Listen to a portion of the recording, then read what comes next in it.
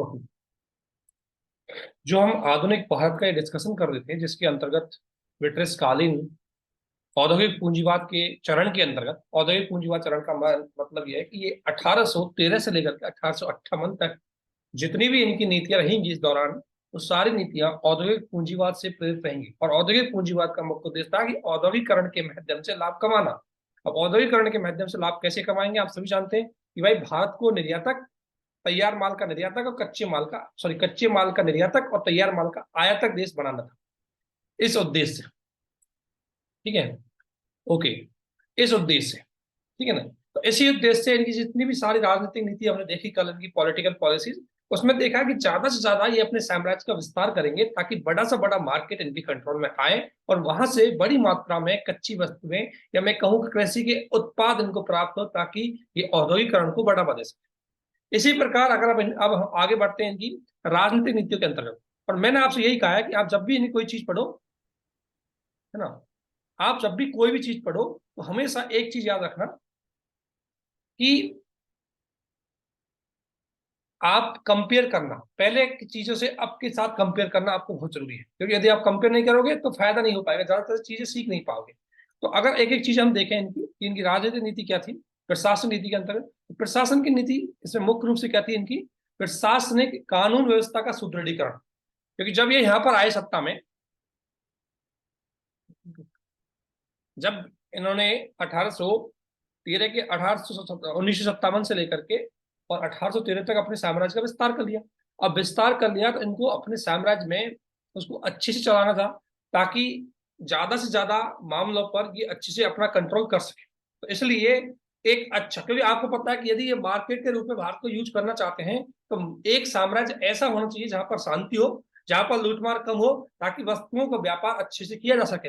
इसलिए इन्होंने कानून व्यवस्था में सुधार की पहला काम किया। तो ये आपको दे दिख रहा है कानून व्यवस्था का सुदृढ़ीकरण। तो सबसे पहला काम इन्होंने कानून व्यवस्था का सुदृढ़ीकरण किया।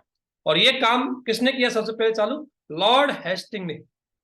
एक्चुअली लॉर्ड हेस्टिंग के द्वारा क्या किया गया था, लॉर्ड हेस्टिंग के द्वारा, यह बताता हूं थोड़ा सा।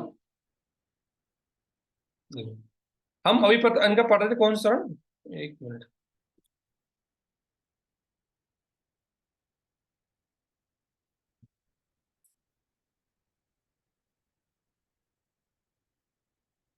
नहीं, जो हम पढ़ रहे थे इनका औद्योगिक पूंजीवाद। और औद्योगिक पूंजीवाद के अंतर्गत इनका जो मेन उद्देश्य था उसी में हम पढ़ रहे थे कि प्रशासनिक नीति। और प्रशासनिक नीति सबसे पहले बात करें हम तो लॉर्ड हेस्टिंग के समय अगर बात करें, लॉर्ड हेस्टिंग थे, लॉर्ड हेस्टिंग जो कि आपको सभी जानते हैं 1813 से लेकर 23 तक था। और इन्होंने इस प्रशासन की नीति के अंतर्गत जो पहला काम किया, वो पहला काम था, क्योंकि आपको पता है प्रशासनिक सुदृढ़ता बहुत जरूरी थी। क्या थी, प्रशासनिक सुदृढ़ता इनके लिए जरूरी थी।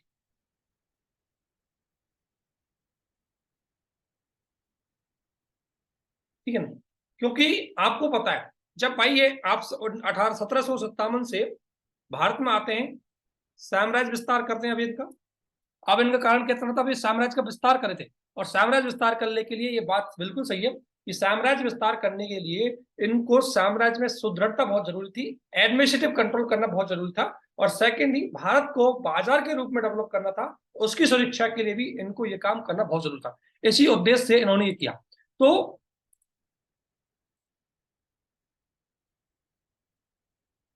एक मिनट,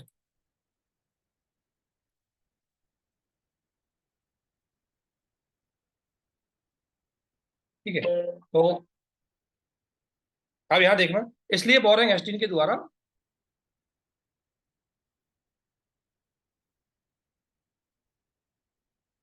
कुछ इशू तो है, कुछ लोग कनेक्ट हो रहे हैं, एक बार उनको कनेक्ट करवा देते हैं।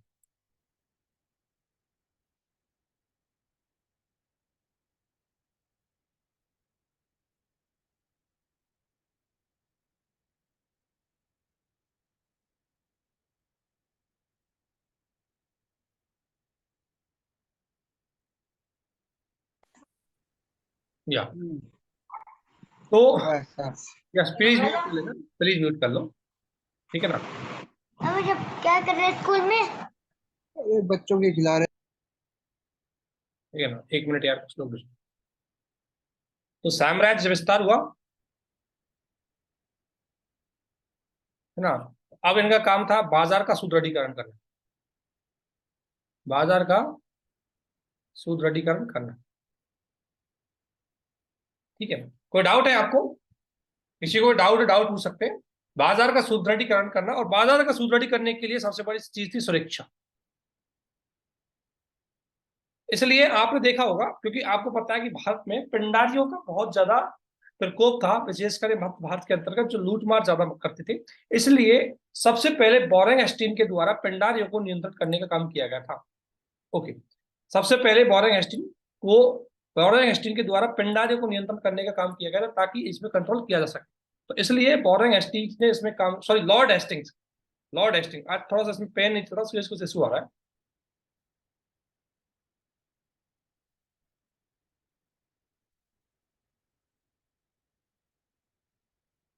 इसमें देखो, ये 1816-17 के अंतर्गत लॉर्ड हेस्टिंग के द्वारा सबसे पहला काम किया पिंडारियों का दमन। पिंडारी आप सभी जानते हैं, पिंडारी मराठा पहले लूटमार का गिरोह का काम करते थे। पहले बेसिकली पिंडारी क्या थे, ये जो मराठा साम्राज्य है उसके अंतर्गत हिस्से में थे। लेकिन जैसे ही इन्होंने मराठा साम्राज्य को, आपको पता है, तीसरे मराठा युद्ध के अंतर्गत अपने में शामिल किया, तो पिंडारी बेरोजगार हो गए। और बेरोजगारी के बाद उन्होंने क्या काम किया, उन्होंने बेसिकली लूट मार का काम किया। अब लूट मार का जैसे इन्होंने काम किया, तो लूट मार की वजह से ब्रिटिश इससे बहुत परेशान थे। इसलिए लॉर्ड हेस्टिंग्स के द्वारा सबसे पहला काम इन पिंडारियों का दमन किया गया। और इस पिंडारियों में ध्यान रखना, एक चीज ध्यान रखना, पिंडारियों में हिंदू भी शामिल थे और मुसलमान भी शामिल थे। एक चीज आपको ध्यान रखना। सेकंड काम आपको दिख रहा होगा, ये विलियम बेंटिंग, विलियम बेंटिंग के द्वारा सबसे पहले ठगी करने के लिए, मतलब ठगी व्यवस्था बहुत, ठगी सिस्टम बहुत चलता था, व्यापारियों में ठगी, बाजार में ठगी, हर जगह। इसको कंट्रोल करने के लिए कमीशन के रूप में कर्नल सली मैन को अपॉइंटमेंट किया गया था। कर्नल सलीमैन, ये आपको दिख रहा हो, कर्नल सलीमैन। और ध्यान रखना, कर्नल सलीमैन की अध्यक्षता में एक कमीशन गठन किया, जिसके लिए मुख्य उद्देश्य था कि भाई इस ठगी प्रथा को कंट्रोल किया जा सके। कई बार पीसीएस में क्वेश्चन पूछा गया है, यूपीएससी में पूछा गया है कि ठगी व्यवस्था को कंट्रोल किस गवर्नर जनरल के समय किया गया था, तो वो था विलियम बेंटिंग। और किसको अपॉइंटमेंट किया गया था, तो कर्नल सलीमैन, ये इसको अपॉइंटमेंट किया गया। ये बेसिकली इनके छोटे छोटे प्रशासनिक सुधार है, उनको हम यहाँ पर देख रहे हैं। तो छोटे छोटे प्रशासनिक सुधार है, उनको इसमें हम देख रहे हैं। आगे अगर देखें, तो जो आपने देखा होगा पिछली बार प्रशासनिक सुधारों के अंतर्गत ज्यादा इंटरफेयर नहीं कर रहे थे वणिकवादी पूंजीवाद के अंतर्गत। लेकिन यहाँ पर इनका उद्देश्य था कि भाई भारत को बाजार के रूप में कंट्रोल करना है, भारत को ज्यादा से ज्यादा एकदम सुदृढ़ीकरण करना है कंट्रोल करके। इसलिए इस प्रशासन के लेवल पर, कई लेवल पर क्या करेंगे, हस्तक्षेप करेंगे। ठीक है ना। इसलिए इन्होंने सबसे पहला काम क्या किया, ये जो आपके विलियम बेंटिंग समय थे, 1833 का एक्ट आता है। 1833 के एक्ट के अंतर्गत ही इनका सबसे बड़ा काम होता है विधि मंत्री का अपॉइंटमेंट। तो लॉर्ड मेकाले का नाम आपने सुना होगा, लॉर्ड मेकाले आते हैं, और लॉर्ड मेकाले विधि मंत्री के रूप में यहाँ पर आते हैं। और इनकी जितने भी विधियां हैं, ये जितने भी विधि है, इन सभी विधियों को क्या करते हैं, ये एक तरह से सारी विधियों को कोडिफिकेशन करते हैं। चाहे वो हिंदू विधि हो, चाहे वो मुस्लिम विधि हो, सबसे पहले उनको कोडिफिकेशन करते हैं। और इस कोडिफिकेशन के काम के लिए क्या किया, 1833 के एक्ट में विधि सदस्य का एक अपॉइंटमेंट करते हैं। एक नया मंत्री आता है इनका, जिसका नाम होता है लॉ मिनिस्टर। और उस लॉ मिनिस्टर का मेन काम होता है कि भाई देखो, एक कानून बनाओ, और ऐसा कानून बनाओ जो पूरे भारत पर अच्छे से कंट्रोल कर सके, और उसमें एक तरह से क्या हो कि सभी के लिए समान हो। क्योंकि अभी तक आपने देखा होगा, जो 1800, जो 1813 से पहले जो वणिकवादी चरण था, उसके अंतर्गत इन्होंने डायरेक्टली ये किसी प्रकार के कानून में इन्वॉल्व नहीं हुए। इसलिए इन्होंने हिंदू कानून और मुस्लिम कानूनों के आधार पर ही भारत में शासन संचालन किया और विधि निर्माण किया। ठीक है ना। लेकिन अब इनको, क्योंकि हिंदू और मुस्लिम विधियों में बहुत सारी दिक्कतें थी, अब इनका टोटल था कि पूरा कंट्रोल अपने हिसाब से करना है। इसलिए इन्होंने यूरोपीय पद्धति के आधार पर भारत में कानून व्यवस्था को आगे बढ़ाने की बात सोची। ठीक है ना। मैडम, आपका मुद्दा हम डिस्कशन करेंगे, एक बार टॉपिक क्लियर कर लेते हैं, उसके बाद आपका मुद्दा जरूर डिस्कशन करेंगे। ठीक है। ठीक है, तो ये थोड़ा सा देख लो एक बार, कुछ लोग अभी भी पहले टॉपिक क्लियर कर देते उसको। तो इसलिए मैकाले को अपॉइंटमेंट किया गया, और मैकालो के द्वारा सबसे पहले यूरोपीय पद्धति के आधार पर, ध्यान रखना, यूरोपीय पद्धति के आधार पर कानूनों को क्या किया, ठीक है ना। यूरोपीय पद्धति के आधार पर मैकाले ने भारत में कानून व्यवस्था का कोडिफिकेशन किया, और इन्हीं जो मैकाले के इसी कोडिफिकेशन के बाद भारत में आईपीसी 1859 आता है और सीआरपीसी 1860 आता है। ध्यान रखना, ये दोनों एक्ट फिर भारत में आते हैं, और इन्हीं एक्टों को, अभी आपने देखा करंट बहुत चल रहा है, इन्हीं एक्टों को वर्तमान में संशोधन किया जा रहा है। तो आप सभी सीखते हैं किस तरीके से एक समरूप विधि लाने के लिए 1833 के एक्ट में महत्वपूर्ण भूमिका निभाई है। तो प्री के पॉइंट ऑफ व्यू थोड़ा सा ये प्रोविजन काफी इंपॉर्टेंट हो जाता है कि लॉर्ड मैकाले किस तरीके से कब आया, किस तरीके से उसने कोई काम किया। तो लॉर्ड मैकाले की वजह से ही भारत में जितने भी सीआरपीसी और आईपीसी चल रहे हैं, ये मैकाले के कारण चल रहे हैं, क्योंकि मैकाले ने यूरोपीय पद्धति के आधार पर इन कानूनों क्या किया, संहिताबद्ध किया। इसके बाद ज्यादा चेंजेस नहीं करती, थोड़ा सा उच्च न्यायालय अधिनियम आता है 1861 का। ठीक है, ये 1861 का एक अधिनियम आता है, और 1861 अधिनियम में जो लॉर्ड सॉरी जो वॉरेन हेस्टिंग के द्वारा दो कोर्टों की स्थापना की गई थी, सदर दीवानी और निजामत जो अदालत है, उनको अब समाप्त कर दिया गया। ध्यान रखना दोबारा, 1772 में वॉरेन हेस्टिंग के द्वारा अपने न्यायिक सुधार के अंतर्गत दो कोर्टों की स्थापना की गई थी, दो कोर्ट्स की स्थापना की गई थी जो एक तरह से अपीले कोर्ट थे। उसमें एक था आपका कौन सा, सदर दीवानी, जो दीवानी मामलों की अपील सुनता था, और एक था निजामत अदालत, जो मुख्य रूप से क्रिमिनल मामलों की अपील सुनता था। उनको यहां पर समाप्त कर दिया। अब डायरेक्ट हाई कोर्टों की स्थापना की गई। तो जो दिल्ली, बंबई और आपके मद्रास का जो हाई कोर्ट दिखता है, इसी एक्ट पे आधारित, कलकत्ता का, मद्रास का और बंबई का, इन सारे हाई कोर्ट हैं, इनकी स्थापना हाई कोर्ट एक्ट 1861 के आधार पर हुई। तो मतलब कुल मिला के एक चीज यहां देखने को मिल रही है, ये प्रशासन में जबरदस्त चेंजेस कर रहे हैं। इन्होंने कानून व्यवस्था चेंज करी, इन्होंने न्याय को अच्छे से चेंज किया।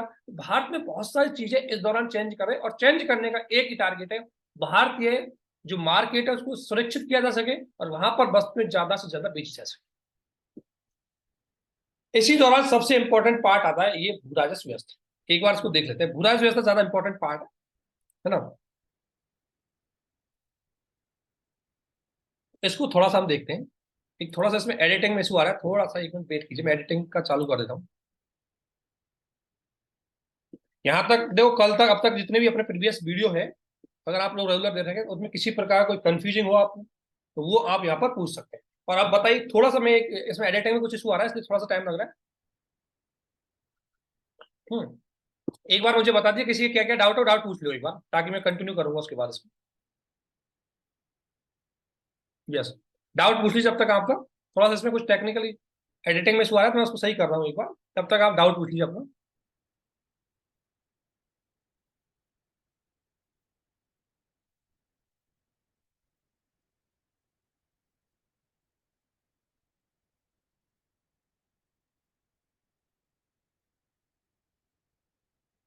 यस,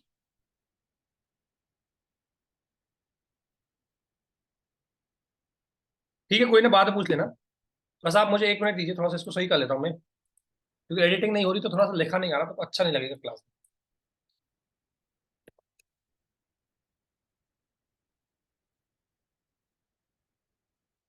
ठीक है ना। आप लोगों को क्लास समझ में तो आ रही है ना यार? जब तक अब तक हमारी शायद 12 लेक्चर, 12वां लेक्चर में अपलोड कर दूंगा, कल मैंने किया नहीं था। ठीक है, आज मैं अपलोड कर दूंगा। थोड़ा सा उसमें डिले हो गया था, उसको क्या है कि दो वीडियो में कट गया था, उसको मर्ज करना पड़ा था हमें। तो अब उसको आज मैं अपलोड कर दूंगा 10 बजे में, जैसे वीडियो खत्म होगी, हमारी क्लास खत्म होगी उसके बाद। ठीक है,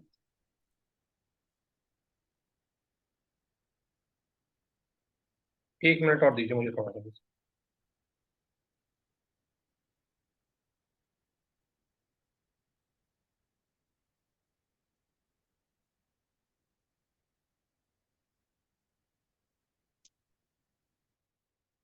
1 मिनट प्लीज।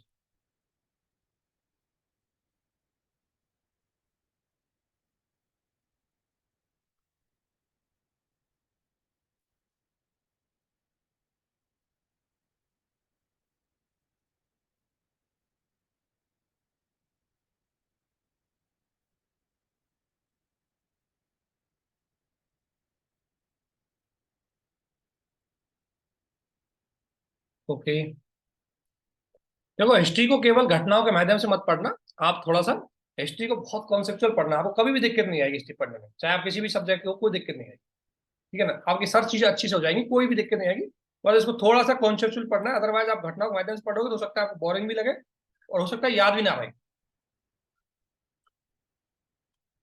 ठीक है ना, उसलिए। ओके, थैंक यू, हो गया काम कंप्लीट, स्टार्ट कर।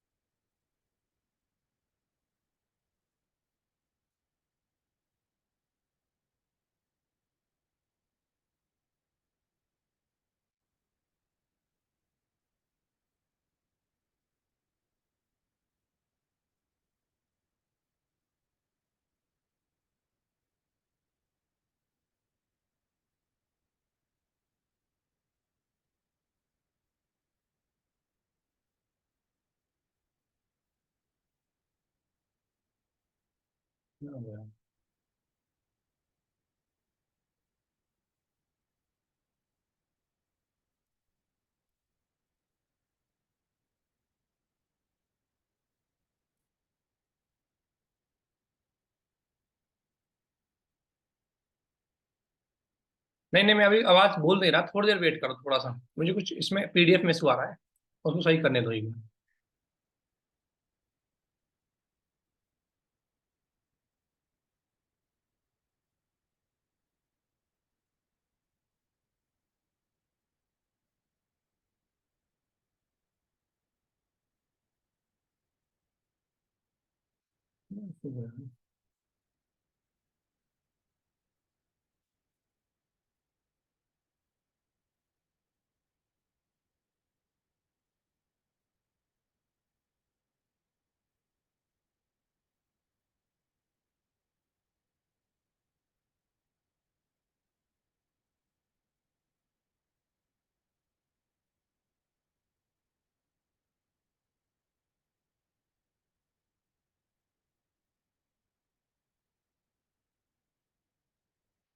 ओके, बस बस, सॉरी फॉर वेटिंग। हाँ, स्टार्ट करते हैं। अब पेन चालू हो गया।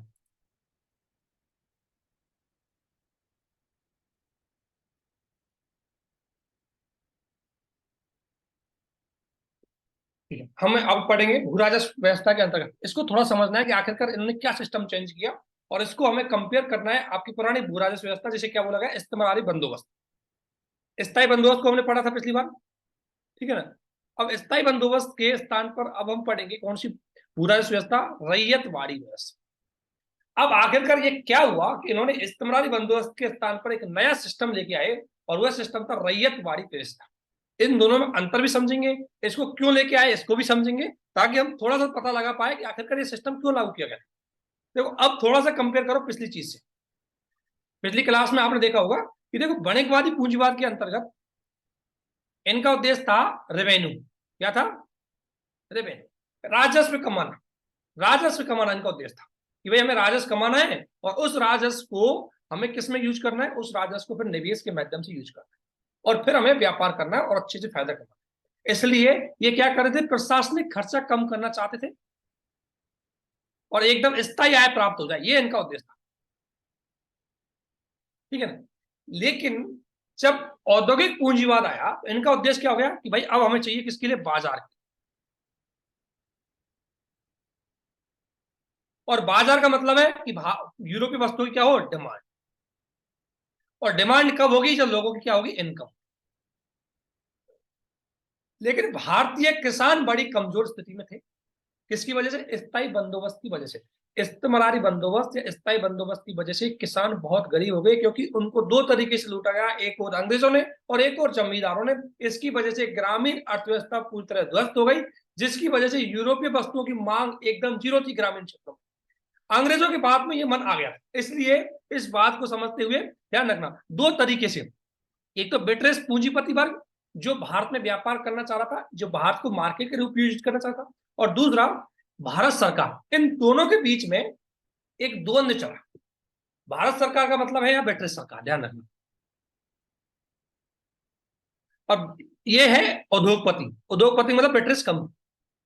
अब हुआ क्या था, ब्रिटिश जो पूंजीपति वर्ग है वो तो चाह रहा था कि भू राजस्व की दर कम हो, क्योंकि भू राजस्व की दर कम होगी तो किसानों के पास इनकम होगी, और किसानों के पास इनकम होगी तो वो विदेशी वस्तुओं की मांग करेंगे, ताकि यूरोपीय वस्तुएं भारतीय किसानों को बेची जा सके। इसलिए ये क्या चाहते थे कि भू राजस्व की व्यवस्था दर कम हो।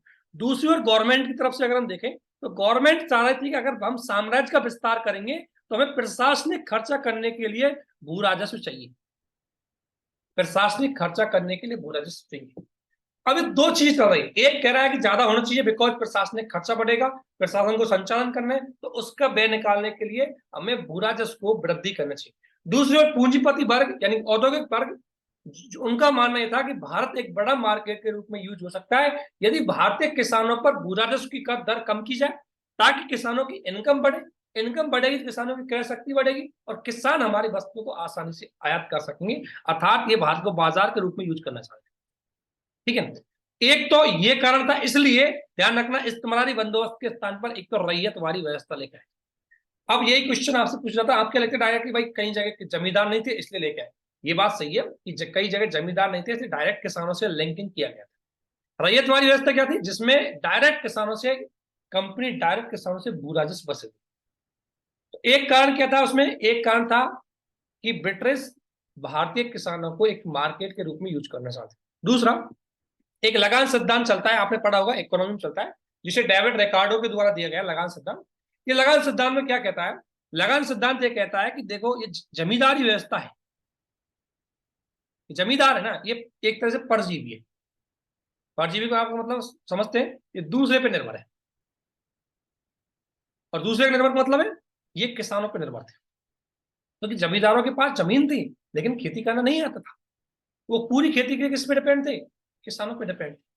इससे दो तरह का नुकसान होता, एक तो किसानों पर डिपेंड होने की वजह से किसान उस भूमि का मालिक नहीं था, तो किसान उस खेती को अच्छे से नहीं करता था, वो केवल मजदूरी के रूप में उस खेती को करता था, इसलिए खेती पिछड़ गई थी।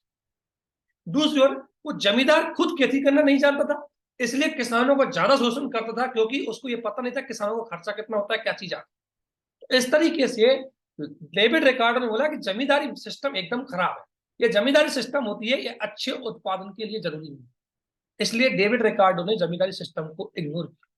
और डेविड रिकार्डो की थ्योरी उस समय यूरोप में काफी फेमस थी, इसलिए आपको पता, एक तो इस थ्योरी को पालन करना भी एक तरह से जरूरी था। सेकंड, एक रीजन जो आप सभी जानते हैं, वो रीजन था कि दक्षिण भारत में असम, बंबई और बंगाल की भांति बड़े जमींदार नहीं थे, इसलिए कंपनी के पास कोई ऐसा वर्ग नहीं था जिससे कंपनी डायरेक्टली जाए और उनसे लाइजिंग कर सके। इसी उद्देश्य से भारत में जमींदारी व्यवस्था के स्थान पर रैयतवाड़ी सिस्टम है। जमींदारी व्यवस्था के सिस्टम पर क्या है, जमींदारी व्यवस्था के स्थान पर क्या है, रैयतवाड़ी सिस्टम है। और रैयतवाड़ी सिस्टम में क्या था कि डायरेक्ट फार्मर रहे, वो भूमि के मालिक होंगे और वो डायरेक्ट कंपनी को कंपनी को कर चुकाएंगे, कंपनी को टैक्स चुकाएंगे, इसमें बीच में जो जमींदार है वो नहीं। ये सिस्टम आया था आपके 1858 के बाद, और इसको लागू किया गया था 1813 के बाद आया था ये, और इसको आप सभी जानते हैं। इसको लागू कहां किया गया, ये भारत के 51% क्षेत्र पर लागू, भारत के 51%, अगर आपको मैपिंग में दिखाया जाए तो ये भारत के 51% क्षेत्र में उस पर लागू था। ठीक है ना। तो अगर मैं बात करूं कहां कहां था, देखो, मद्रास यानी कि यहाँ, बंबई यानी कि यहाँ पर, तथा असम यानी कि यहाँ पर भी था। तो मतलब बहुत बड़े हिस्सों पे, बंबई इधर पूरा पूरा दक्षिण भारत के, इस आधार पर भारत के 51% क्षेत्र पर आपकी कौन सी व्यवस्था लागू थी, रैयतवाड़ी। और अगर मैं बोलूं इस्तेमारी बंदोबस्त, वो 90% क्षेत्र पर, ये कितने 51% क्षेत्र पर। ठीक है। और इसको लागू करने में कौन महत्वपूर्ण भूमिका निभाता है, टॉमस मुनरो, कैप्टन रीड और एल्फिंस्टन। और ध्यान रखना यूपीएससी प्री का क्वेश्चन नहीं, यूपीएससी प्री में क्वेश्चन पूछा गया था कि रैयतवाड़ी सिस्टम को प्रोत्साहित करने वाले गवर्नर या कौन कौन से अधिकारी थे जिन्होंने इसको आगे बढ़ाया था। तो उसमें इन तीनों का नाम यूपीएससी ने क्वेश्चन में दिया गया था। उसमें एक था टॉमस मुनरो, और एक कैप्टन रीड और एल्फिंस्टन। इन दोनों ने, एल्फिंस्टन ने, कैप्टन और टॉमस मुनरो ने, इन तीनों ने मुंबई और मद्रास में इसको बेहतर तरीके से इंप्लीमेंट करने की कोशिश की। ठीक है। अब दिक्कत है, जब भी आप रैयतवाड़ी पढ़ो तो रैयतवाड़ी को केवल रैयतवाड़ी तक सीमित मत रखो, रैयतवाड़ी को आप इस्तेमारी बंदोबस्त के साथ कंपेयर कीजिए। और छोटा सा कंपेरिजन हम बता दें। पहला, इसकी विशेषता प्रत्यक्ष संबंध, यानी कि किसान व सरकारों के मध्य प्रत्यक्ष संबंध था। अब आप ये मत सोचना कि किसानों का कल्याण करना सोच चाह रहे थे, बेटरेज कंपनी को किसानों का कल्याण करना चाह रहे थे इसलिए उन्होंने जमींदारों को भगाया। उसका मेन कारण था इनका मार्केट। इसलिए मैं कह रहा हूं कि जितनी भी इनकी नीतियां आएंगी वो सब औद्योगिक पूंजीवाद से पूरी तरह प्रेरित होंगी। और औद्योगिक पूंजीवाद से प्रेरित थी क्योंकि किसानों की इनकम बढ़ा करके किसानों को वस्तुओं की आय, वस्तुओं की डिमांड के लिए तैयार करना चाह रहे थे ताकि वहां के औद्योगिक पूंजीवादी भारत में वस्तुएं बेच सके। इसलिए इन्होंने बिचौलिए हटाए क्योंकि बिचौलिए आधी इनकम खा जाते थे, ठीक है ना, इसलिए। लेकिन एक चीज ध्यान रखना, जमींदारी प्रथा से इसकी तुलना कीजिए जमींदारी से। देखो जमींदारों में क्या था, किसान, जमींदारों में क्या था, जमींदार और सरकार के मध्य प्रत्यक्ष। इसमें क्या है, किसानों और सरकार के मध्य प्रत्यक्ष। इसमें किसमें, इसको देखो जमींदार एवं सरकार, और यहां किसमें है, किसान एवं सरकार।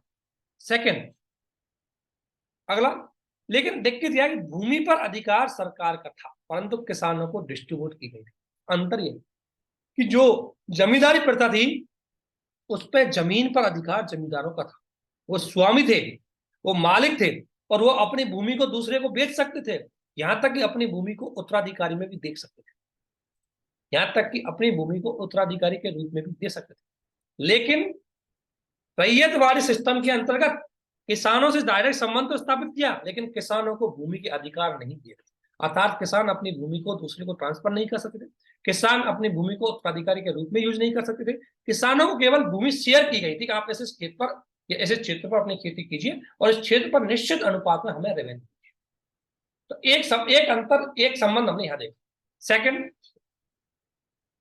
अस्थायी कर का निर्धारण, यानी कि जो जमींदार सिस्टम था आपका, वो जमींदारी व्यवस्था के अंतर्गत आय का निर्धारण कैसे था, राजस्व का निर्धारण स्थायी, यानी कंपनी ने एक बार डिसाइड कर दिया 20 साल तक वही टैक्स रहेगा। इससे कंपनी को नुकसान हुआ, कंपनी को नुकसान हुआ कि भाई जो जो टैक्स की राशि उन्होंने 1893 में डिसाइड की गई थी, वो 1793 में डिसाइड की गई थी, वो 1820 में तो चेंज होनी चाहिए थी, लेकिन चूंकि इन्होंने 20 वर्षीय एग्रीमेंट कर रखा था तो ये उसको चेंज नहीं कर पा, और चेंज नहीं करवाने की वजह से एक टाइम के बाद कंपनी को भी नुकसान होने लगा। इसलिए कंपनी ने सोचा कि यार अपनी जो रेवेन्यू सिस्टम है वो इस तरीके से होना चाहिए कि समय के साथ उसको बदला जा सके, और यही सिस्टम रखा इन्होंने किसमें, रैयतवाड़ी सिस्टम, जिसमें करों की दरों को अस्थायी रखा गया तथा प्रत्येक 30 साल में दरों को पुनः बदलाव किया। यहाँ 30 साल दिया गया, ये क्या गया, उसमें तो ये था कि हम कभी चेंज नहीं कर सकते, इसमें यह कहा गया कि चेंज कर सकते हैं लेकिन इसमें भी टाइम इन्होंने काफी लंबा रखा, 30 ईयर। अलग अलग जगह कहीं 30 ईयर रखा, कहीं 10 साल, कहीं 5 साल, बट इनका यह था कि हम चेंज कर सकते हैं, जबकि जमींदारी प्रथा में था कि हम परिवर्तन नहीं कर सकते, ठीक है।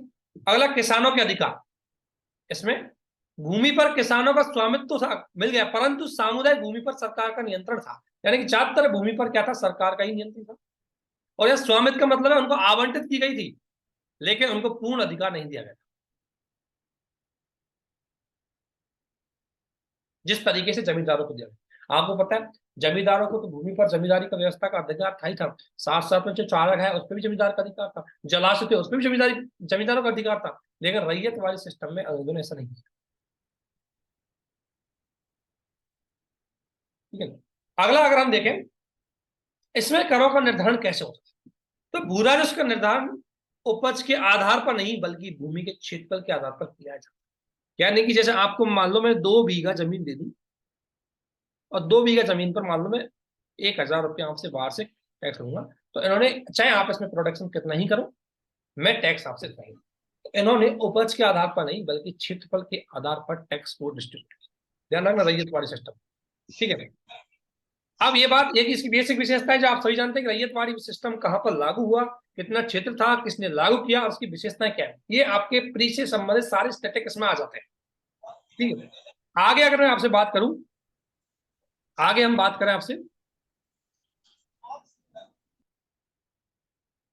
आगे सबसे ज्यादा जो मेंस का क्वेश्चन बनता है वो आपका यहां से बनेगा। ये डायरेक्टली बिहार पीसीएस में भी डायरेक्टली मेंस में पूछा गया है, स्टेट राजस्थान पीसीएस, कई जगह स्टेट पीसीएस में डायरेक्टली पूछा जाता है, यूपीएससी इसको डायरेक्टली नहीं पूछेगा, यूपीएससी थोड़ा सा इसको घुमाएगा, एक क्वेश्चन हम वैसा बनाने की कोशिश करेंगे, लेकिन इसको देख लेते हैं। आप अब देखो, आपने इसकी विशेषताएं देख ली, अब आप खुद सोचिए कि इसका क्या हुआ। ब्रिटिश कंपनी की दृष्टि से अगर इसको देखें कि ब्रिटिश शासन के दृष्टिकोण से क्या हुआ, तो भारत में किसानों की क्रय क्षमता बढ़ी, ये बात बिल्कुल सही है कि क्रय शक्ति बढ़ी, और ये तो बढ़नी थी। क्यों बढ़ी? क्योंकि इनकी आय बढ़ी। और आय क्यों बढ़ी? क्योंकि इनका जो मध्यस्थ था, जो उनका खाता था कमीशन, जो जमींदार थे, वो हट गए, डायरेक्टली यही किसानों, ये डायरेक्टली कंपनी को क्या देने लगे? टैक्स देने लगे। इसकी वजह से इनको टैक्स में ज्यादा ना देकर के कम, इनको कम देना पड़ता था, जिसकी वजह से इनका जो उत्पादन है वो बड़ा पार्ट किसानों के हैंड पे रह रहा था, जिसका फायदा किसान उसकी अपनी आय के स्रोत के रूप में कर रहे थे। सेकंड, सरकार और किसानों के मध्य सीधा संबंध स्थापित हुआ, जिससे कंपनी की आय बढ़ी। देखो दोनों को फायदा हुआ। भाई पहले थे जमींदार, अब मान ले कोई भूमि पे किसान 10 रुपये देता था, तो जमींदार कितने लेते थे? इसको 15 रुपये के रूप में, क्योंकि 5 रुपये तो खुद कमीशन खाएगा। और फिर इसका 8 रुपये देते थे किसको? कंपनी को। मतलब एक तरह से एग्जाम्पल था, जो कंपनी की तरफ से वो खाते थे जमींदार, और किसानों की तरफ से वो खाते थे जमींदार। इसलिए रैयत वाले सिस्टम में जमींदार न होने की वजह से कंपनी को रेवेन्यू अच्छा मिला, और किसानों की भी आय बढ़ी। आप सभी जानते हैं जहां जहां बिचौलिए ज्यादा रहेंगे, बात दोनों को नुकसान है। अब देखते हैं किसानों की दृष्टिकोण से कि किसानों के दृष्टिकोण से ये जो रैयत वाले सिस्टम है कैसा है। तो सबसे पहली बात है कि देखो, इसकी प्रकृति अभी भी शोषणकारी थी, यानी कि शोषण हो ही रहा था, बस शोषण करने वाले बदल, शोषण हो रहा था। पहले शोषण कौन कर रहे थे? जमींदार। अब शोषण कर रहे हैं कंपनी। अब कंपनी डायरेक्टली खुद ही शोषण कर रही है। चाहे चाहे आपका, मतलब मैं आपको बताऊं, चाहे इसके अंतर्गत एक चीज और बताऊं कि चाहे आपका सूखा पड़ो, चाहे आपका अकाल पड़े, कंपनी अपने राजस्व को किसी भी स्थिति में कम नहीं कर। और इसकी वजह से आपने देखा होगा कि कंपनी का बहुत शोषण हुआ, फसल किसानों का बहुत शोषण हुआ, और इसका प्रभाव भारतीय राष्ट्रीय आंदोलन में स्पष्ट रूप से दिखाई देता है, उसको हम आगे देखेंगे। लेकिन जितने भी किसान आंदोलन है, दक्षिण भारत के किसान आंदोलनों में इस रैयत वाली सिस्टम का प्रभाव पूरा दिखाई, ठीक है। सेकंड, नकदी फसलों की खेती होती हुई किसानों को विनिवेश विवश किया गया। सबसे बड़ी बात है, इसका एक रीजन मैंने और आपको नहीं बताया कि आखिरकार किसानों ने रैयतवाड़ी व्यवस्था क्यों लागू की। रैयतवाड़ी व्यवस्था के 3 कारण मैं ऊपर बता चुका था, एक कारण और बता देता हूं। एक कारण था कृषि का वाणिज्यीकरण।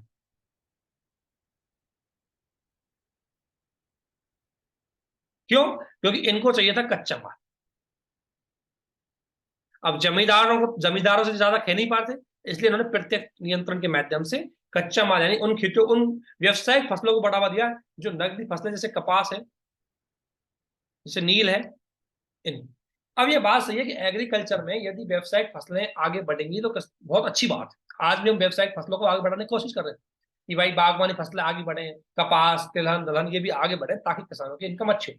परंतु इस ब्रिटिश काल के अंतर्गत इसका पूरा फायदा किसको हो रहा था? कंपनी को हो रहा था, किसानों को नहीं हुआ। इसलिए दो नुकसान हुए। एक तो व्यवसायिक फसलों की वजह से खाद्यान्न फसलें कम हो गई, जिससे किसानों की जो आजीविका है उसमें संकट उत्पन्न हो गया।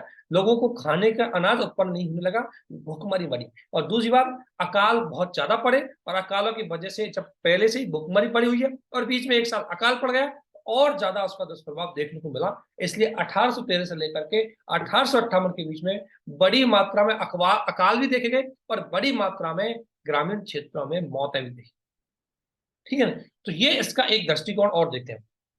अगला, कि भाई आखिरकार इसका अगर हम बात करें तो राष्ट्रीय आंदोलन पे क्या प्रभाव पड़ा।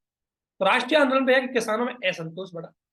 किसान आंदोलन में पूरी तरह दिखाई दे जाता है, जो कि 1858 के बाद भी इसका प्रभाव देखते हैं। दक्कन भारत के आंदोलन, दक्कन आंदोलन, नील आंदोलन, ठीक है, इन आंदोलन में भी इसका प्रभाव दिखाई देता है। तो ये थी आपकी रैयत वाली सिस्टम। तो एक रैयत वाले सिस्टम का क्वेश्चन आपसे पूछा जा सकता है। चलो एक क्वेश्चन तो लिख ही लेते हैं फिर भी।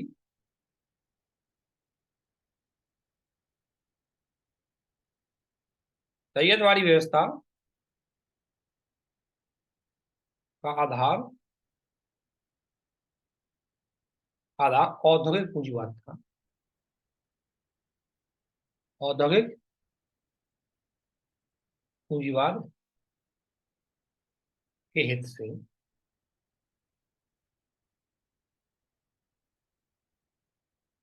आलोचनात्मक विश्लेषण कीजिए।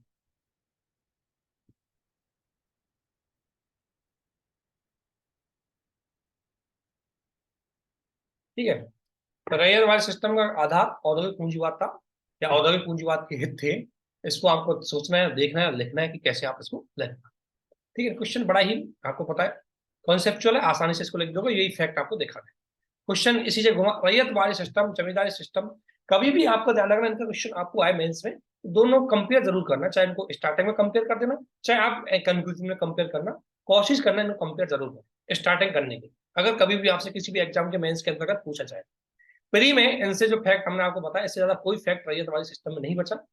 90% फैक्ट इसमें आए गए होंगे जो आपसे पूछे जा सकते हैं। ठीक है, तो फैक्ट और फैक्ट है तो हम बेसिकली ज्यादातर फैक्ट है वो हमने बता दिए हैं। तो इसलिए अगर यहां तक आपको कोई डाउट हो तो पूछे।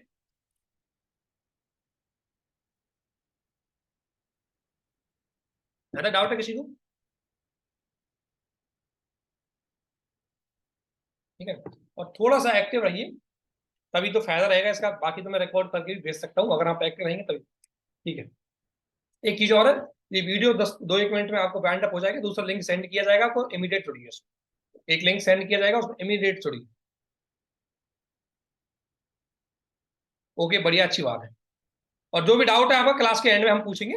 इस वीडियो, ये क्लास एंड होगी 1 मिनट बाद, जस्ट आपको लिंक शेयर किया जाएगा, उसको तुरंत जोड़िए और फिर हम दोबारा से स्टार्ट करते हैं।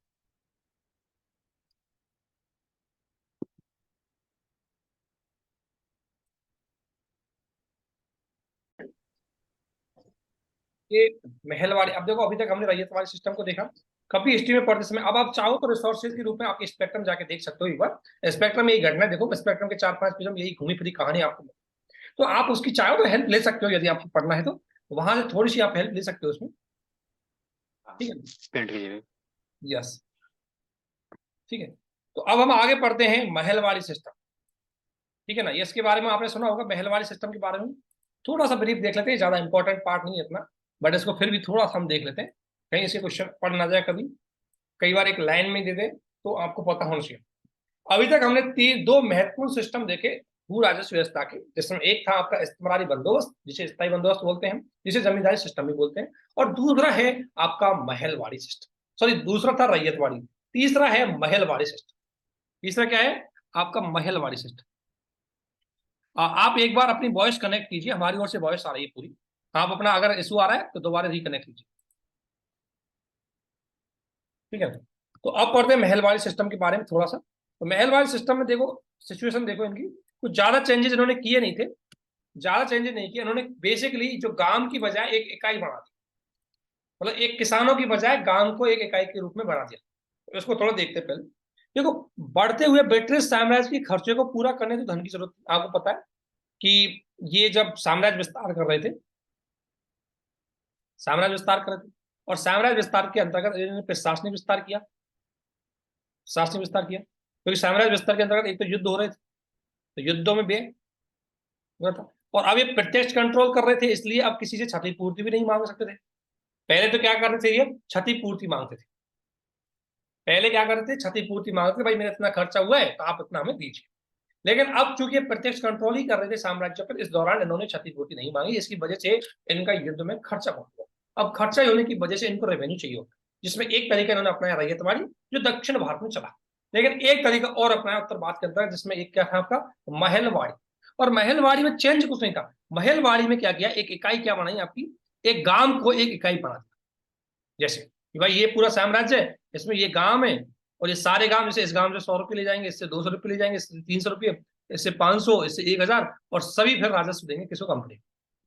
इस तरीके से गांव को एक इकाई बना, जिसे बोला गया महल। ठीक है ना, तो ये इस उद्देश्य से इन्होंने किया। अब लागू कहाँ कहाँ पड़ती है देख लो थोड़ा सा। ये गंगा घाटी, उत्तर पश्चिम प्रांत, मध्य भारत और पंजाब। अगर आपको ये तीनों व्यवस्थाएं अगर मैपिंग में दिखानी हो तो मैं आपको दिखा देता हूँ, मैपिंग बनाना सीख लीजिए थोड़ा सा।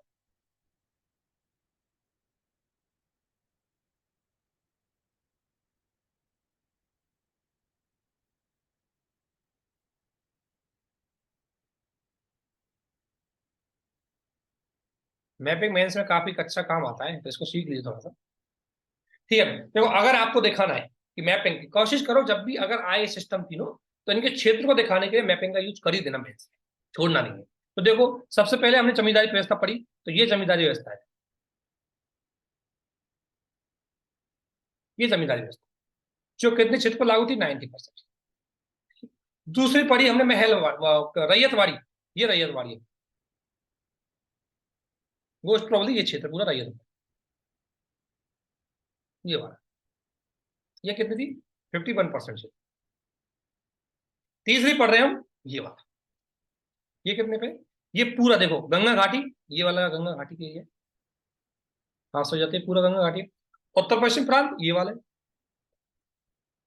मध्य भारत ये वाला, और पंजाब ये वाला, यानी 70 हिस्से पर यही लागू थी। और कितने हिस्से पर लागू थी, 30% हिस्से। तो एग्जाम में क्या करते हैं, अलग अलग संकेतों के माध्यम से इनको आप दिखा सकते हैं। तो इतने क्षेत्र पर लागू थी, आपको याद करने के लिए घबराना नहीं है, आराम से याद करना है, मैपिंग थ्रू। गंगा घाटी आ गई, उत्तर पश्चिम प्रांत आ गया, मध्य भारत और पंजाब। अर्थात अगर आपसे कहीं पूछा जाए दोनों में कंफ्यूज मत होना, रैयतवाड़ी दक्षिण भारत में थी, और भूराजस्व व्यवस्था की इस्तेमाली बंदोबस्त है वो बेसिकली बंगाल, बिहार, उड़ीसा में ही ज्यादा सेंट्रिक थी। हालांकि उसका कुछ पार्ट उत्तरी कर्नाटक में लागू था। इसको लाने वाले कौन थे, इसको लाने वाले थे हॉर्ट मैकेंजी एंड लॉर्ड हेस्टिंग्स, ये दो इसको लाए थे, ठीक है ना। हॉर्ट मैकेंजी और लॉर्ड हेस्टिंग्स, इन्होंने इसके द्वारा इनको लागू की गई थी। और उसमें इस्तेमाली बंदोबस्त है वो लॉर्ड कॉर्नवेल्स के द्वारा जारी की गई थी। और रैयतवाड़ी और तीन आपके रीड है, एल्फिस्टन है, उनके द्वारा उसको जारी किया गया था। इसकी विशेषताएं सिंपल विशेषताएं, कोई ज्यादा टेंशन नहीं करनी, सिंपल कि बस गांव को एक इकाई मानते, काम पहले तो ये क्या करते, भूमि के आधार पर करों को फिक्स करते थे, किसानों से लेते थे। अब क्या किया कि गांव के आधार पर करों को फिक्स किया गया, और डायरेक्टली गांव के सरपंच, गांव के प्रधान, जो गांव पे लोकल अथॉरिटी होती थी, उससे ये डायरेक्ट लेते थे। अर्थात मैं कहूं इसमें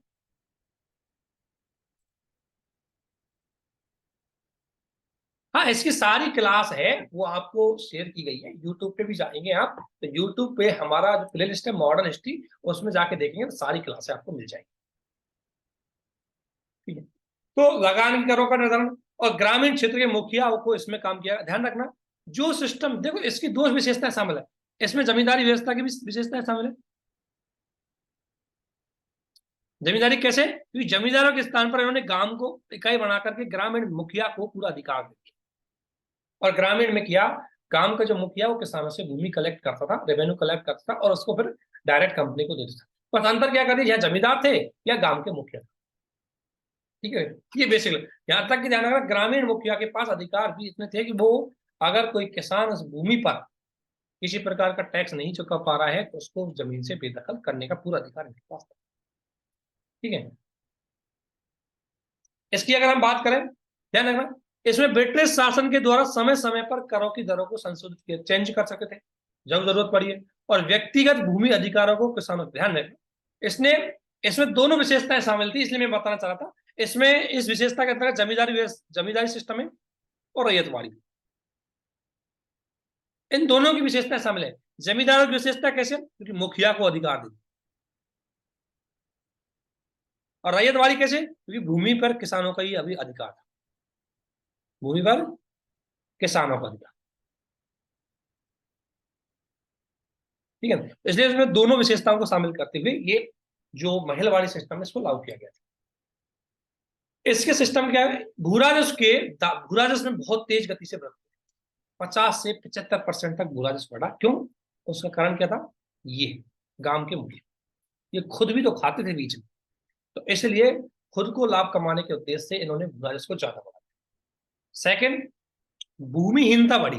क्यों, क्योंकि जो ये थे ग्रामीण मुखिया, इनके पास भूमि से किसानों को बेदखल करने का अधिकार, अगर कोई व्यक्ति कर नहीं चुका पा रहा था तो उसको उसकी भूमि से बेदखल कर दिया सकता था, और भूमि के से बेदखल करने की वजह से वो भूमिहीन किसान बन जाता। इसलिए जब भारत आजाद हुआ तो भारत में बड़ी मात्रा में भूमिहीन किसानों के पास, भूमिहीन किसान थे जिनके पास खेती करते थे लेकिन खुद की जमीनें नहीं थी। और उसी का परिणाम है कि आज भी भारत में लगभग हम देखेंगे 70 से 80% किसान है आज भी लघु एवं सीमांत किसान है, बहुत छोटे किसान है जिनके पास 2 हेक्टेयर से भी कम भूमि है। तो ये सारी कई बार यूपीएससी क्वेश्चन बना सकती है, स्टेट पीसीएस बना सकती है कि ब्रिटिश कालीन भू राजस्व व्यवस्था भारत की आज की कृषि के लिए भी पिछड़ेपन का कारण बनी हुई है, तो आपको यहीं से उसका आंसर बताना। अगला, ग्रामीण आत्मनिर्भरता की समाप्ति हो गई। क्यों, क्योंकि अब कंपनी ग्रामीण क्षेत्रों में इंटरफेयर करने लगी। अब कंपनी ग्रामीण क्षेत्रों में इंटरफेयर करने लग गई, क्योंकि इन्होंने ग्रामीण क्षेत्रों को ही इकाई बनाया। अब ग्रामीण क्षेत्रों में जो प्रधान है उसके माध्यम से कंपनी इंटरफेयर करने लगी, इसलिए ग्रामीण अर्थव्यवस्था धीरे धीरे समाप्त हो। इसके दोष क्या थे? इसका पहला दोष तो ये था कि ग्रामीण मुखिया ज्यादा पावरफुल, जो गांव का मुखिया था वो बहुत पावरफुल हो गया, क्योंकि उसको भूमि से बेदखल करने का अधिकार है। अब इसमें आप एक चीज और दिमाग लगाइए, ग्रामीण क्षेत्रों में जाति सिस्टम चल रहा था। ग्रामीण क्षेत्रों में लोकल लेवल पर कुछ मतभेद चलते रहते थे। तो अगर कुछ जमीन का जो ग्रामीण का मुखिया था उसके पास इतने अधिकार हो गए कि निम्न जातियों को शोषण भी कर सकता था, जबरदस्ती उनको भूमि से बेदखल भी कर सकता था, जबरदस्ती उनकी भूमि को अधिग्रहण भी कर सकता था। और इसलिए आपने देखा होगा कि भारतीय इतिहास के अंतर्गत बड़ी मात्रा में जो निम्न जाति, निम्न व्यवस्था के, निम्न वर्ग के जो लोग थे उनके साथ बड़ी मात्रा में यहाँ पर शोषण। तो ये एक चीज यहाँ पर देखने को मिली। अगर इसका विश्लेषण करें कि ये तीनों पद्धति, जो भूराजस्व की पद्धति, अगर आपसे पूछा जाए कि इनका प्रभावों का विश्लेषण कीजिए, प्रभाव का मूल्यांकन कीजिए, तो आपको तीन आधार पर करना है। पहला कंपनी के आधार पर, दूसरा किसानों के आधार पर, और तीसरा राष्ट्रीय आधार पर। कंपनी को क्या हुआ? कंपनी का रेवेन्यू बढ़ा। किसानों को क्या हुआ? उनका शोषण हुआ और भूमिहीनता बढ़ी उनकी। और राष्ट्रीय आंदोलन में क्या हुआ? इनकी वजह से राष्ट्रीय आंदोलन में किसानों की भूमिका ज्यादा बढ़ी, क्योंकि किसानों में ऐसा। तो ये तीनों भूराजस्व सिस्टम आपके, अगर आप पढ़ोगे तो स्पेक्ट्रम में कम से कम 15 से 20, 10-15 पेजों में फैले पड़े मिलेंगे, उनमें बस यही कहानी सबके पीछे। यहाँ तक कोई डाउट? यहाँ तक डाउट है? Okay, okay. अब थोड़ा सा इनकी आर्थिक नीति देख लेते हैं। अभी तक हमने क्या पढ़ा? ओके, अभी तक हमने पढ़ा प्रशासनिक नीति पढ़ी, जिसमें आपने देखा होगा इनकी न्यायिक सिस्टम को देखा, इनकी भूराजस्व सिस्टम को देखा। अब देखते हैं इनकी आर्थिक नीति। थोड़ा समझिए, आर्थिक नीति का गेम बहुत सिंपल सा है, समझ जाएंगे। देखो, ब्रिटिश औद्योगिकरण का पूंजीवाद हो रहा है, और पूंजीवाद के अंतर्गत क्या करें? भारत को बाजार के रूप में यूज करें और कच्चे माल की निर्यात। दो चीजों के लिए, एक तो इनको कच्चा माल चाहिए और एक बाजार के रूप में भी चाहिए। तो इससे क्या हुआ? कच्चे माल का प्रभाव पड़ेगा यहाँ कृषि पर, क्योंकि कृषि थी तो कच्चे माल एवं अनाजों की आपूर्ति करनी थी इनको। कहां पर? यूरोप। क्योंकि यूरोप में औद्योगिकरण के बाद एक चीज और है, शहरीकरण बहुत तेज गति से बढ़ा, जनसंख्या बहुत तेज गति से बढ़ी। अब जनसंख्या बढ़ी तो उसको खाद्यान्न की आपूर्ति जो चाहिए, इसलिए खाद्यान्न आपूर्ति के लिए इन्होंने कृषि को टारगेट किया। तो रैयत वाली सिस्टम को लागू करने के पीछे एक कारण इनका यही था, तो कच्चे माल एवं अनाजों की आपूर्ति हो सके। अब कच्चे मालों का जब इन्होंने यूज किया तो कृषि का व्यवसायीकरण बढ़ा। यूपीएससी के प्रीलिम्स 2019 का क्वेश्चन है, शायद 2019 का क्वेश्चन था, हाँ 2019 में यूपीएससी ने पूछा था कि 19वीं शताब्दी में भारतीय कृषि की सबसे महत्वपूर्ण घटना क्या थी? तो सबसे महत्वपूर्ण घटना थी कि भारतीय कृषि का व्यवसायीकरण किया गया। पहली बार अब तक पूरे इतिहास में, चाहे हड़प्पा से लेकर के यदि हम पढ़े मुगल काल तक के इतिहास में, पूरे इतिहास में कृषि को केवल आजीविका के साधन के रूप में ही माना गया, कभी उसको बिजनेस पर्पज के लिए नहीं माना गया। लेकिन अंग्रेजों ने कृषि को एक व्यापार के रूप में यूज करने की कोशिश की, और इसलिए कच्चे माल के लिए इन्होंने नील, कपास, इन कच्चे माल के उत्पादन के लिए कृषि को टारगेटेड किया, जिसकी वजह से भारत में अकाल और भुखमरी पड़ी। क्यों? क्योंकि खाद्यान्न वस्तुओं का उत्पादन होने लगा कम, और जो भी होता था उसको भी विदेश में ले जाते थे, क्योंकि विदेशों में, यूरोप में शहरीकरण और औद्योगिकरण की वजह से जनसंख्या वृद्धि बढ़ी, और जनसंख्या वृद्धि की डिमांड करने के लिए खाद्यान्न भारत से भी ले जाते। तो दो घटना देखो। पहली बात, तो जो खाद्यान्न भारत में उत्पादन होता था वो कम होने लगा, क्योंकि अब गैर खाद्यान्न फसलें, या मैं कहूँ नकदी फसलों का उत्पादन ज्यादा करने लगे। क्यों? क्योंकि ब्रिटिश को चाहिए था अच्छा माल। दूसरी बात कि जब आप यहाँ काम कर रहे, दूसरी बात जो भी थोड़ा बहुत कच्चा माल, जो भी खाद्यान्न उत्पादन हो भी रहा था, उसको भी आप निर्यात कर रहे थे। कहाँ पर? यूरोप में। इसकी वजह से भुखमरी बहुत बढ़ी, इसकी वजह से अकाल बहुत बढ़ी। और आप देख सकते हैं कि कार्यकाल पढ़ रहे हैं हम कौन सा? 1813 से 58 तक। इस दौरान बहुत बड़ी मात्रा में अकाल पड़े थे, और ये अकाल का डेटा आप याद कर लेना, मैं भी इसको शेयर कर दूंगा, मैंने अकाल का डेटा कर रखा है इसमें। बड़ी मात्रा में इस दौरान अकाल पड़े, और इनका परिणाम ये हुआ कि भारतीय कृषि को बहुत बड़ा नुकसान देखने को मिला। ठीक है ना? एक तो ये हुआ। अगला देखो, अब कृषि के सिस्टम को समझ गए कैसे हुआ, कृषि में कोई डाउट नहीं। अगला पढ़ते हैं भारत के शिल्प और उद्योग। अब आप बताइए यार, आपने औद्योगिकरण चालू किया, और औद्योगिकरण के अंतर्गत आपने क्या किया? विदेशी वस्तुओं को भारत में लेके आए। जब विदेशी वस्तुएं भारत में आई तो विदेशी वस्तुएं बनी थी मशीनों से, अच्छी मशीनों से बनी थी, इसलिए इन्होंने उनको, बहुत लोगों ने उनको आसानी से खरीद लिया। लोगों के बीच में मशीनें लोकप्रिय हो गई और भारत के लघु एवं कुटीर उद्योग कमजोर पड़ गए क्योंकि उनकी वस्तुओं को कोई खरीद नहीं पा रहा था। अब पहले लोग भारत के सूती वस्त्र उद्योग को खरीदते, सूती वस्त्रों के कपड़ों को खरीदते थे। अब तो आपके लंका शायर, अब तो आपके लंदन में बने वाली कंपनियों को कपड़ों को लोग यहाँ पहन पाए। तो ऐसे स्थिति में बेचारे यहाँ छोटे छोटे लघु और कुटीर उद्योग है, हस्तशिल्प उद्योग है, उनका तो व्यापार एकदम रद्द हो गया, एकदम डाउन हो गया था क्योंकि कोई भी वस्तु नहीं खरीद नहीं रहा। इसलिए भारत में उद्योगों का पतन हो गया, क्योंकि इन्होंने जानबूझकर भारत में उद्योगों का पतन किया, क्योंकि यदि भारतीय उद्योग आगे निकल गए तो यूरोपीय वस्तुओं की मार्केट में डिमांड हो नहीं पाई, क्योंकि भारत में कच्चा माल भी है, भारत में श्रम भी है। इसलिए भारत में औद्योगिकरण आसानी से आगे बढ़ सकता है, और भारत का औद्योगिकरण यदि आसानी से आगे बढ़ा तो यूरोपीय औद्योगिकरण नष्ट हो जाएगा, क्योंकि जब भारत में वस्तुएं निर्मित होने लगी तो यूरोपीय वस्तुओं कौन खरीदेगा। इसलिए इन्होंने भारतीय उद्योग को कंट्रोल रखा। अब आप देखिए, जब लोगों के लघु कुटीर उद्योग उजड़ गए हैं, लोगों का औद्योगिकरण पतन हो गया है, तो औद्योगिक क्षेत्र से जो लोग बेरोजगार हुए वो कहां चले गए, कृषि पर चले गए। और इसलिए कृषि पे पहली बात तो पहले ही बहुत दबाव था। अब वो शहरों में या लघु कुटीर उद्योगों में जो लोग लगे हुए थे वो भी अब कृषि करने लग गए, क्योंकि उनके पास रोजगार बचा ही नहीं था। इसलिए कृषि पर अत्यधिक दबाव पड़ा, और यहीं से भारतीय कृषि गरीबी का कारण बन गया, और इससे भारतीय अर्थव्यवस्था के अंतर्गत गरीबी और बेरोजगारी, और ये घटना भारत में बहुत लंबे समय तक, जिसने भारतीय अर्थव्यवस्था को पूरी तरह तोड़ दिया। अगला, अगर हम व्यापार की बात करें, देखो व्यापार कैसे हो रहा था, सिंपल सा व्यापार था। व्यापार क्या था, ये है इंडिया, ये है यूरोप, ठीक है ना। इधर जा रही थी क्या, विनिर्मित वस्तु, इधर जा रही थी कच्चा। अब कच्चा माल क्या आप सभी जानते हैं। आप सिंपल सा देखें, अगर आप गेहूं को खरीदोगे तो 20 रुपया किलो में मिल जाए, अगर आप ब्रेड को खरीदेंगे तो वही उससे 3 गुना कीमत में मिलती है, ठीक है। तो यानी कि कच्चे वस्तु की कीमत बहुत कम रहती है तैयार वस्तु की। तो इधर से ले जाते थे, देख रहे हो कैसे, कपास, कपास ले गए मान लो 10 रुपए किलो, मैं एक सिंपल सा एग्जाम्पल दे रहा हूँ। उससे कपड़ा बनाया इन्होंने 100 रुपए, 10 का ले गए, 100 का बेचा, 90 रुपये भारत में ही घाटा हो गया। इसलिए इसलिए औद्योगिक पूंजीवाद के अंतर्गत जो धन निष्कासन है उसका माध्यम चेंज हो गया।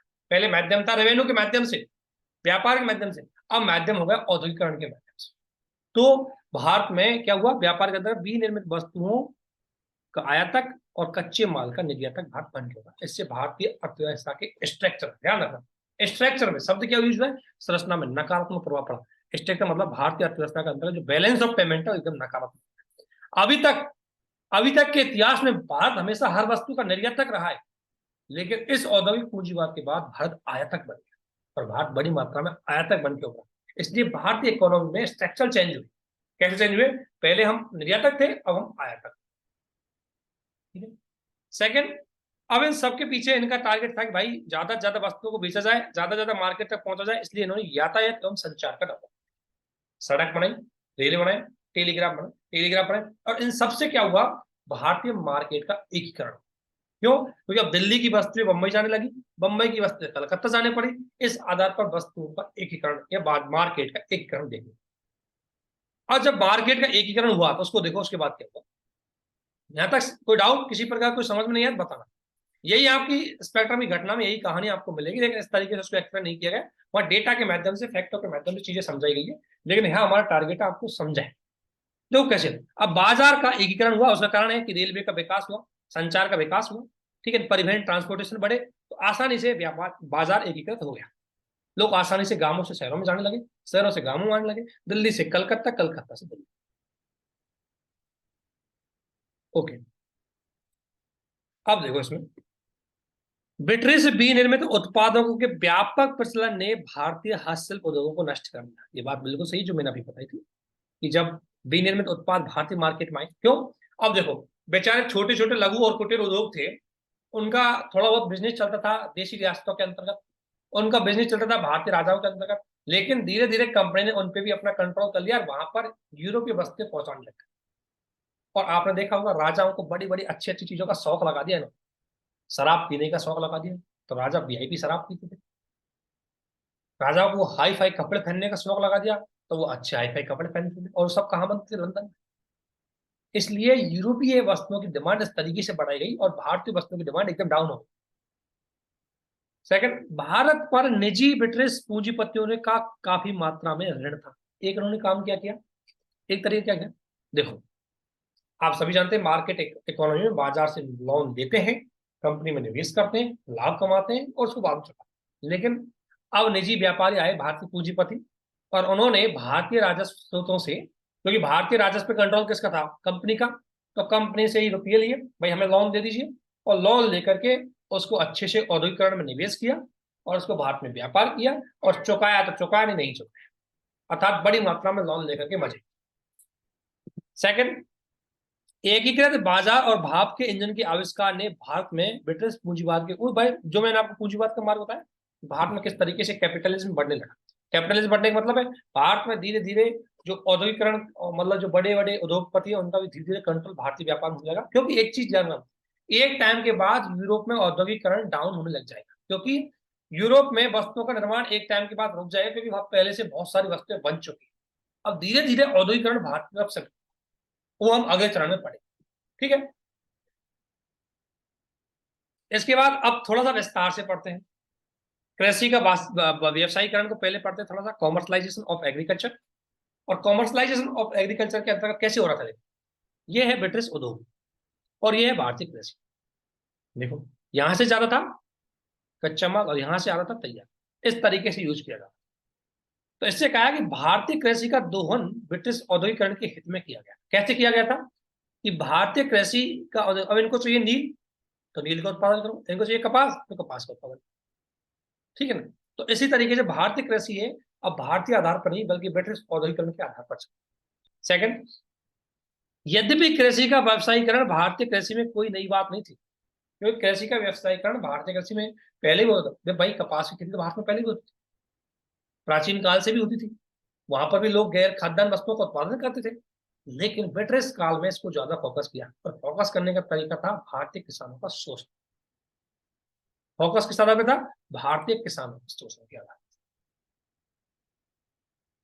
अब इसको देखें थोड़ा सा, ये पॉइंट देखो काफी इंपॉर्टेंट है ये, इसको कंप्लीट करने की कोशिश करेंगे हम। थोड़ा बड़ा है लेकिन try to be finish it, है ना। अब इस व्यवसायीकरण की सीमाएं क्या थी, है ना, थोड़ा सा ध्यान से सुनना, यही आपका पूरा कहानी, पूरे आपके प्री के सवाल सब यहीं से घूम कर के आएंगे। पहले, औपनिवेशिक सरकार ने इन्हें केवल उन्हीं फसलों को प्रोत्साहित किया जिन्हें ब्रिटेन की आवश्यकता थी। सबसे बड़ी बात है कि देखो मैं यही बता रहा था आपको कि कृषि का व्यवसायीकरण एक अच्छी बात होती है, क्योंकि जो कृषि का व्यवसायीकरण होता है, कृषि का व्यवसायीकरण, तो आपको पता है किसानों की आय बढ़ती है क्योंकि व्यवसायिक फसलों की कीमतें ज्यादा होती है। लेकिन यहाँ पर जो औपनिवेशीकरण के अंतर्गत जो कृषि का व्यवसायीकरण हुआ, उसमें व्यवसायीकरण केवल उन्हीं फसलों किया गया जो ब्रिटिश उद्योगों के लिए जरूरत थी। अब भाई भारतीय किसान कुछ ऐसी फसलों का उत्पादन करना चाहेंगे जो अपने हिसाब से ज्यादा लाभदायक। तो आपने देखा होगा कि पहले नील की खेती को बहुत प्रोत्साहन किया नहीं, लेकिन जैसे यूरोप में आर्टिफिशियल नील का उत्पादन होने लगा, इसकी डिमांड डाउन हो गई, और उसके बाद भारत में भी इन्होंने नील की खेती डाउन कर, इससे भारतीय किसानों ने, बेचारों ने नील की खेती करना छोड़ दिया। दूसरा, व्यवसायीकरण हमेशा प्रोत्साहित किया जाता है, थोपा नहीं जाता। इन्होंने व्यवसायीकरण को थोपा था, मजबूर किया, इसलिए नील आंदोलन हुआ, इसलिए दक्कन आंदोलन हुआ, क्योंकि उन्होंने लोगों को मजबूर किया कि इतने हिस्से पर आपको नील करनी है, इतने हिस्से पर आपको कपास खेती करनी है, इतने हिस्से पर ये आपको ये प्रकार की खेती करनी है। तो उस प्रकार से इन्होंने लोगों को जबरदस्ती किया और जबरदस्ती से एग्रीकल्चर डाउन होती है। सेकंड, इसकी कमी थी, कृषि के व्यवसायीकरण की मैं कमी बता रहा हूँ। कृषि का व्यवसायीकरण, ये बात सही है कि यह बात एकदम सत्य है कि कृषि का व्यवसायीकरण किसानों के हितों के अनुकूल होता है, परंतु ब्रिटिश कालीन कृषि का व्यवसायीकरण किस तरीके से भारतीय कृषि के पतन का कारण बना, ये क्वेश्चन आपको बन सकता है, ठीक है। तो उसमें आप देख सकते हैं कि देखो औपनिवेशिक सरकार के अंतर्गत इस व्यवस्था में प्रत्येक स्तर पर लाभ। अब कृषि का जब व्यवसायीकरण होता है तो मान लें किसानों को इसका लाभ मिलना चाहिए, लेकिन यहाँ किसानों को तो लाभ मिलता नहीं था, बिचौलिए थे, व्यापारी थे और कंपनी थे, यही हर लेवल पर उसको खा लेते थे, जिसकी वजह से वो लाभ किसान तक नहीं पहुंच, जो कीमत थी वो किसान तक नहीं पहुंच पाती, इसलिए किसान इसमें गरीब है। लेकिन व्यावसायिक फसलों के उत्पादन की वजह से खाद्यान्न फसलों का उत्पादन कम हुआ, जिसकी वजह से ग्रामीण क्षेत्रों में भुखमरी की समस्या उत्पन्न। भाई गरीबों का खाद्यान्न क्या होता है, बाजरा, इन्होंने बाजरा का उत्पादन नहीं होने दिया, इसकी वजह से ग्रामीण क्षेत्रों में लोग भूखे मरे। गेहूं का उत्पादन होता है तो गेहूं का उत्पादन नहीं करने दिया, इसकी वजह से ग्रामीणों में लोग भूखे मरे। तो ये चीज आप थोड़ा सा देखिए।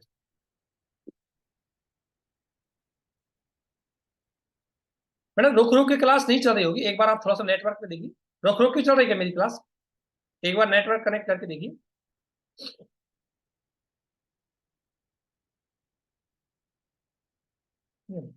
अगला आता है, ये तो वो सीमाएं थी जिसकी वजह से कृषि का पिछड़ा पड़ गया, जिसकी वजह से कॉमर्शलाइजेशन, जो फसल कॉमर्स थी, ओके, जो कृषि की जो फसलें थी, कृषि का व्यवसायीकरण वो भारतीय हित में नहीं हुआ। नहीं तो कृषि का व्यवसायीकरण एक अच्छी चीज होती है, ध्यान रखना। लेकिन हम आखिर हमसे पूछ सकता है आखिरकार भारत के लिए क्यों नहीं था, क्योंकि भारत में इन्होंने ब्रिटिश काल में अलग तरीके से इसको लागू किया। तो वो सीमाएं आपको 4 पॉइंट उसमें याद कर लेंगे। अगला आता है कि इस व्यवसायीकरण को बढ़ाने के कारक कौन थे। कृषि का व्यवसायीकरण, ध्यान रखना, एक इंपॉर्टेंट टॉपिक है, उसी को हम डिस्कशन कर रहे हैं कि कृषि के व्यवसायीकरण को बढ़ाने वाले कारक कौन कौन से थे। तो देखो, पहला, भू राजस्व की दर बढ़ा दी। अब जाए दर बढ़ा दी तो दर ज्यादा देना था, किसानों को राजस्व ज्यादा देना था। तो इनको ऐसी फसलों का उत्पादन करना था जो ज्यादा आय दे, ताकि वो आय का एक बड़ा हिस्सा कर के रूप में दे सके। इसलिए किसानों को इस बात से प्रोत्साहन, भाई जब कंपनी ने क्या किया, राजस्व बढ़ा दिया। अब राजस्व बढ़ा दिया, चौंकाना तो था कहीं से। अब भाई बाजरा का उत्पादन करेंगे तो उससे चुकेगा नहीं, इससे अच्छा है कपास का उत्पादन करें, नील का उत्पादन करें, उससे आसानी से उसको चुक जाएगा। इसी वजह से एक तो आपका कॉमर्शलाइजेशन ऑफ एग्रीकल्चर बढ़ा। सेकंड, बैटरी उद्योगों के लिए कच्चा माल चाहिए था, तो इसलिए कंपनी ने जबरदस्ती बढ़वाया। थर्ड, बैटरीज में नगरीय जनसंख्या के लिए बड़ी मात्रा में अनाजों की आवश्यकता थी। अब अनाजों की आवश्यकता थी, तो खाद्यान्न का उत्पादन होता था, लेकिन वो खाद्यान्न निर्यात होता था। तो पहली बार निर्यात तक सिस्टम चला कि भाई बस एग्रीकल्चर वस्तुओं को भी हम निर्यात करते हैं, तो निर्यात की वजह से। और एक सबसे बड़ी बात है, संचार के साधन बढ़े, यातायात के साधन बढ़े, और साथ साथ में 1869 में सुएज नहर का खुलासा हुआ। इसको मैं बता दूं सुएज नहर का मामला क्या है। देखो, सिंपल, थोड़ा सा देखो, थोड़ा सा मैप से समझो, ठीक है ना।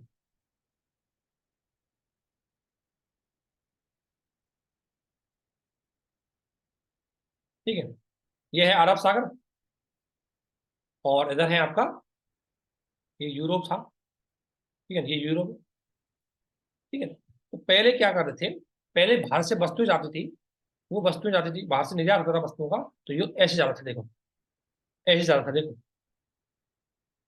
ऐसे थे, यहाँ से इधर हो गए। तो बहुत टाइम लगता था, बहुत टाइम लगता था, इसकी वजह से व्यापार की स्पीड थोड़ी कम। लेकिन यहाँ पर सुएज नहर का निर्माण हुआ। सुएज नहर ने क्या किया, ये रेड सी को, या रेड सी है, इसको भूमध्य सागर से जोड़ दिया और आसानी से यहाँ से वस्तुओं का व्यापार किया जाए। इसलिए सुएज नहर की वजह से वस्तुओं का व्यापार इतना, तो आप देख सकते हो, इतना बड़ा जो इनका मार्ग था, इतना बड़ा इनका समय बच गया, इसलिए व्यापार में स्पीड होने लगी, और व्यापार में गति आई तो कृषि का व्यवसायीकरण को प्रोत्साहन।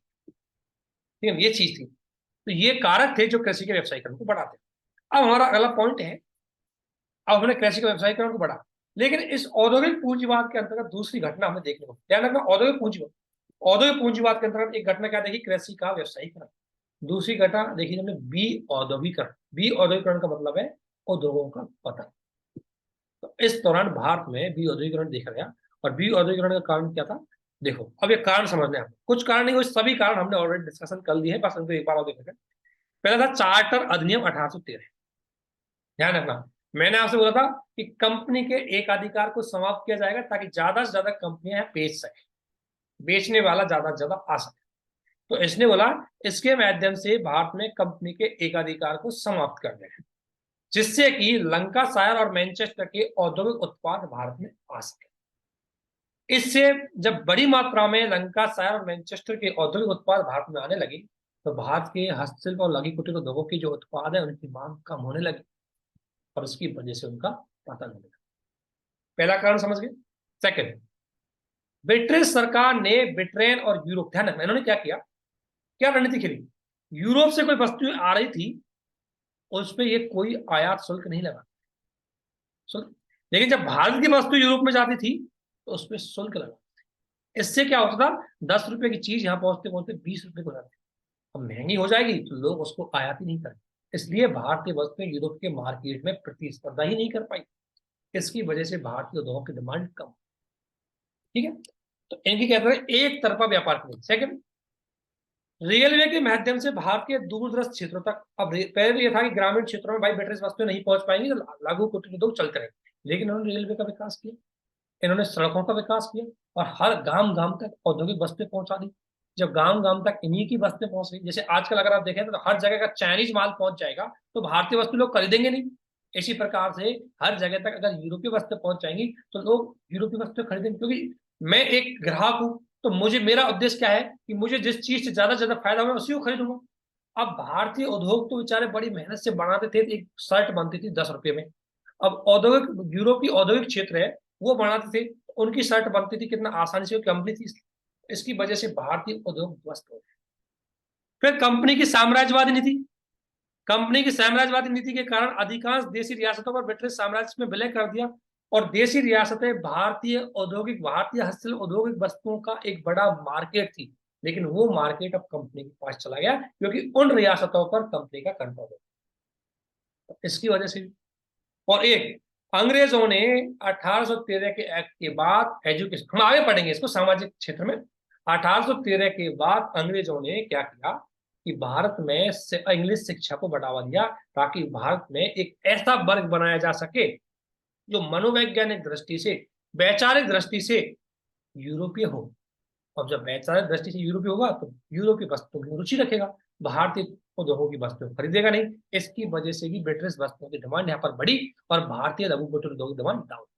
तो देखो ये विऔद्योगीकरण के कारक थे, अगर आपसे पूछा इससे ज्यादा कारक कहीं नहीं मिलेंगे, बस इतना ही बहुत। सेकंड, अगर मैं आगे देखें ये विऔद्योगीकरण हुआ, इस विऔद्योगीकरण के प्रभाव क्या है तो देखें।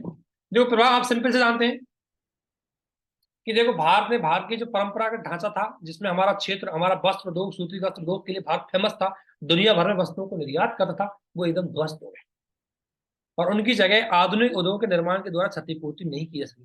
भाई परंपरागत उद्योग तो ध्वस्त हो गए, लेकिन आधुनिक उद्योग की स्थापना नहीं हो सकी क्योंकि अंग्रेजों ने होने ही नहीं। कृषि और उद्योगों के मध्य संतुलन खराब हो गया। भाई अगर ये था पहले कि भाई उद्योग, एक साइड उद्योग है तो आधे लोग उद्योगों में लगे हुए हैं, आधे लोग कृषि लगे हुए हैं, लेकिन उद्योग हो गए नष्ट तो लोग कृषि में वो चले गए, कृषि की ओर चले गए तो कृषि पर दबाव बढ़ने लगा, इससे कृषि पर दबाव बढ़ने लगा और इससे भारतीय कृषि की ऋणग्रस्तता बढ़ी, भारतीय कृषि कृषि पतन की ओर बढ़ने लगा। ठीक है जी, तो एक कारण ये था। अगला अगर हम देखें तो यातायात और संचार का विकास हुआ, ये सभी जानते हैं, लॉर्ड डलहौजी के द्वारा किया गया था। लॉर्ड डलहौजी ने इनका दो उद्देश्य से किया गया था, एक आर्थिक उद्देश्य और एक राजनीतिक उद्देश्य। राजनीतिक उद्देश्य था कि भाई सेना को दूर दूर तक पहुंचाया जा सके ताकि अच्छे से वहां पर नियंत्रण किया जा सके। आर्थिक उद्देश्य था कि कच्चे माल को दूर दूर से लाया जा सके और तैयार माल को ग्रामीण क्षेत्र तक पहुंचाया जा सके। इसकी वजह से रेलवे का भारत में विकास हुआ। 1853 से लेकर 1869 तक रेलवे का निर्माण हुआ। दो कंपनियां थी, इनका नाम याद करना कोई जरूरी नहीं है, और 1880 तक रेलवे सरकार में मुख्य रूप से, 1880 में रेलवे के निर्माण में केवल सरकार नहीं बल्कि प्राइवेट की भूमिका इन्होंने बढ़ाई। ठीक है ना। अब बाकी चीजें हैं इसमें थोड़ा बड़ा है, इसको हम आगे डिस्कशन करेंगे। अब आपके कुछ लोगों के डाउट है वो क्लियर कर देते हैं, डाउट पूछिए फटाफट, क्योंकि अभी 7 मिनट है आपके पास, 7 मिनट बाद क्लास बाइंड अप हो जाएगी। ठीक है, तो आप अपने डाउट पूछिए प्लीज, और इसको अच्छे से करेंगे, आगे हमारा काम होगा आधुनिक यातायात और संचार के साधनों का विकास। फैक्ट है तो फैक्ट हम आपको थोड़ा सा और बता देंगे, इसमें फैक्ट कम दिएंगे वो बता देंगे, डोंट वरी, लेकिन मोस्टली फैक्ट यहीं से आते हैं। सर नमस्कार सर, मेरा नाम मनोज है।